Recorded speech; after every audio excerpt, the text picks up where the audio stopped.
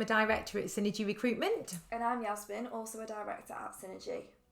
And we are back today to do another podcast. So what are we talking about today, Yasmin? Well, today, Marie, we are talking about our top tips on working with a recruiter, which is something we maybe know a thing or two about. Yes, we do. But the reason being, if any of you have had to do any recruitment recently, you will know that it is very, very difficult. The recruitment market has gone absolutely bonkers. Yes. The reasons for which we could talk about all day, but essentially there are a lot of businesses recruiting right now and just not enough people to fill the roles that are out there, which means that the competition is fierce and it's difficult to find the right candidates. So a lot of companies are therefore having to turn to using a recruiter when maybe they've never done so before. So we thought we'd help out and share some tips. Yeah, give you some ideas on how to work with a recruiter. So what's the first thing? Choose your recruiter wisely.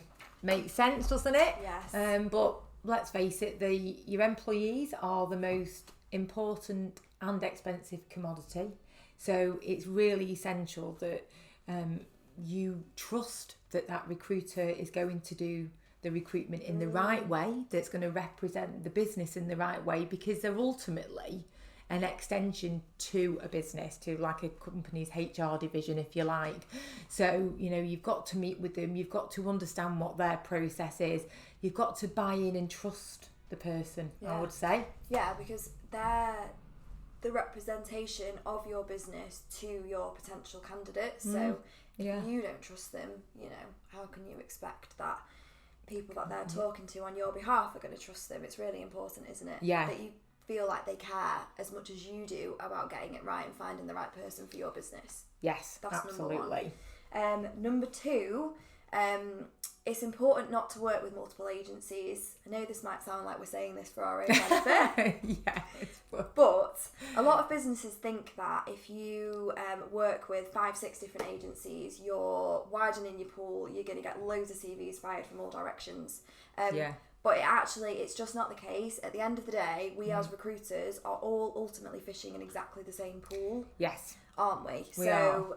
All that really happens when you've got a lot of recruiters working on one vacancy is that a lot of candidates get called multiple times by different agencies, which starts to look really messy and unprofessional to that candidate. Yes. And secondly, something that maybe some businesses wouldn't know is that consultants have to prioritise roles. If they're working on lots of different vacancies, their job ultimately is to fill roles and make money, isn't it? So they have to prioritise roles, and if they've got roles that they're working on exclusively versus roles that they know that they're in competition with 5 other agencies on, which ones are they going to prioritise? So you might think you've got 5 different agencies working on your job, but actually you might have none of them bothering at all. Or just not putting that much effort into it, really. Exactly. So the commitment goes both ways. If you commit to working with that one consultant, they're committing to working with you, you're working in partnership together, you're going to get a much better result, essentially. And you build a better relationship as well, don't you? So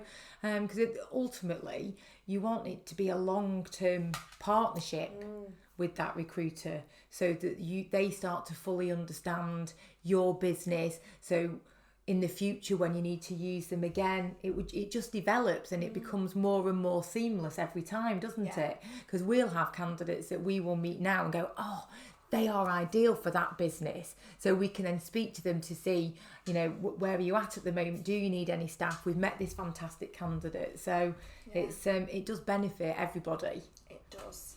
And number three, take the time to meet with the recruiter. Okay, it's not just about a job spec and a CV, is it? So much more.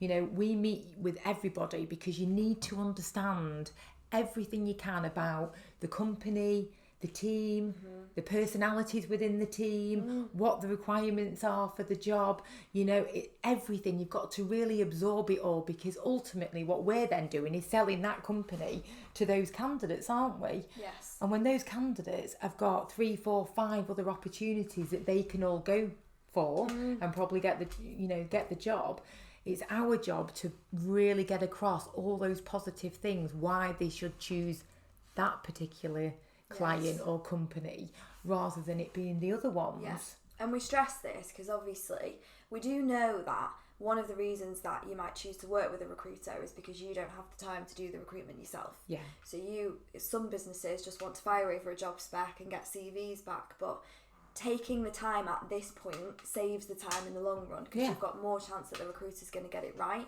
Therefore, you have your hours meeting at the beginning, and then you've just got your interviews at the end, and that's all the time that you spend in the process. It's really important to do that part of it. Because if you don't do that part and you are just sending a job description with nothing else, the chances are they're going to get CVs and candidates that aren't right. Yeah. So they're then spending more time setting up these interviews and going, oh, these aren't the right fit for my business. Yeah. So it's much better to meet first.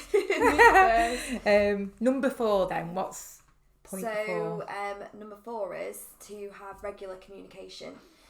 This again is really important. That recruiter is an extension of you, and you should see it that way. They're working with you.